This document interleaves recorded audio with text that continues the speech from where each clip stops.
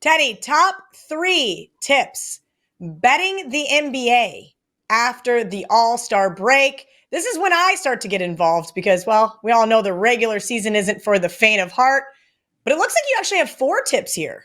Yeah, well, I got to throw one bonus one in there. I can't help myself. You start typing it up and you're like, yeah, top 3 tips, maybe type 4 tips for this one. That being said, my number one tip, and this is pre-All-Star break, post-All-Star break, regular season NBA.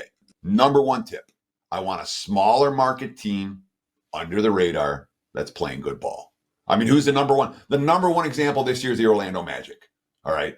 No superstars, small market, haven't been a playoff team. They were the single best point spread team for most of last year, and they've been right among the leaders again here in 2023/24. The small market, under the radar squads that don't get the national TV games and don't have the household names, when they're playing good basketball, they'll make you a small fortune because the markets don't catch up with these teams the way they do with the higher profile squads.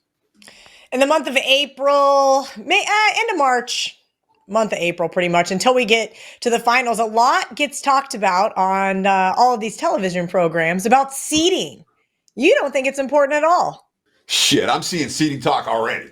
All right, and it's the middle of March right here. And again, never forget, there's 50 million NBA TV shows and 50 million NBA writers out there, and every one of them needs a topic for every single day. So what do they talk about? They spend a lot of time talking about seeding. In my experience, betting the NBA long term, seeding doesn't matter as a motivator, not even a little bit, not even to get out of the play-in game. All right. It's factored into the point spread. It's never say, oh, well, this team wants to move up from the 6 seed to the 3 seed. Yeah, they do. Sure. It's a regular season game. If they end up in the 6 seed, they'll be just fine come postseason.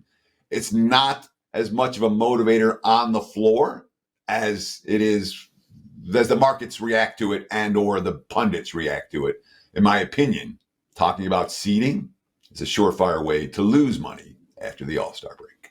I think this one is worse, Teddy. When the pundits say must win, this is a must win game. Sure. And we see that again across sports. We love this in the NFL when it's December and this is a must win team. And they're not that good. The reason it's a must win game is because the team's not that good. And this is, I'm going to say this tip in as easy as I can say it. Must win does not mean will win.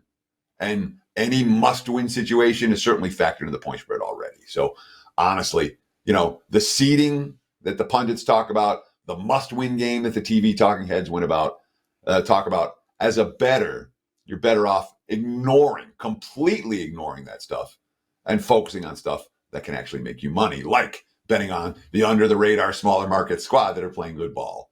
Let's talk about teams that are tanking. I always get a little bit of pushback on this because just because the ownership wants them to tank does not mean the players want to tank, or maybe they're playing for a contract extension or to get traded to another team. So let's talk about tanking in terms of being able to beat the NBA market.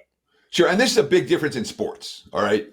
In the cross sports, in the NFL, all right, your tanking bottom feeders aren't tanking because there are, 53 guys in the squad who are all playing for jobs, and you don't see teams let go of the rope the same way. And of course, only one game a week in the NFL.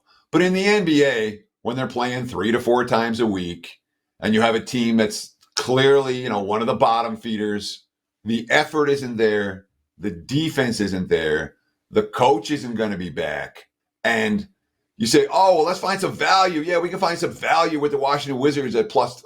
There's never enough value with the true bottom feeders in the NBA. And I know that the players themselves aren't tanking, but the effort and attention to detail isn't there for the bottom feeders down the stretch. Like, oh, plus 13, plus 15, plus 18.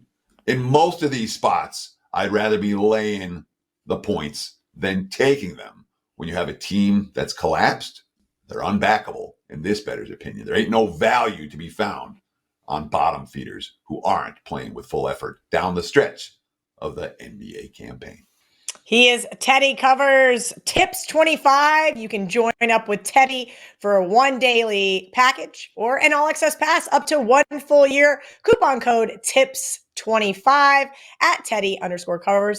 On Twitter, you can catch him every single day here on Wager Talk today.